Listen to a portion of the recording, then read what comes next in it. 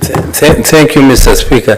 Mr. Speaker, I also rise to support a statement sought by my brother, Honorable Senator Halwale, on the rentals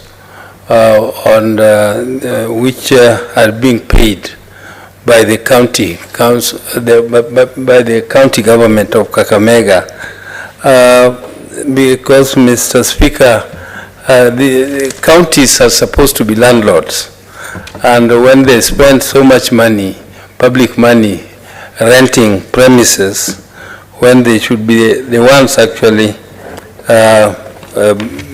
being paid rents, I think that is something which needs to be investigated and known for how long those leases are and when they will return back.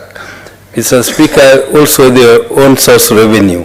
Own source revenue is are some of those revenues which are totally misused by the counties, and the accountability for these funds, Mr. Speaker, is very, very wanting, and they need to be streamlined, and we need to be very clear as a Senate how these own source revenues are collected, particularly those which are being collected from market centers, Mr. Speaker.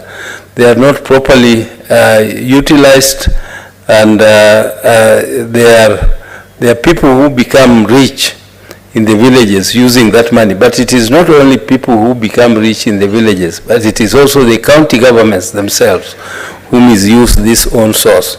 So the statement sought by Honorable Halwale is quite timely. Mr. Speaker, the land grabbing by Senator Chute. Land grabbing is a big disease in our country, Mr. Speaker. Land grabbing, you saw, Mr. Speaker, recently in Mavoko, where very, very magnificent buildings, where people have even gone to seek loans from banks, and their properties were going into the air. They were being blown and destroyed completely.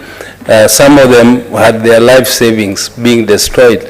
And this disease called grabiosis, or land grabbing in Kenya, must be dealt with once and for all. Because, Mr. Speaker, there are few very, very smart land grabbers who even go to the extent of acquiring title deeds for those grabbed lands, and the unsuspecting Kenyans buy them, and once they buy them, then later, when investigations are done and people go to court, those titles are nullified, and these Kenyans suffer very, their life savings, and sometimes even die out of shock from destruction of their properties.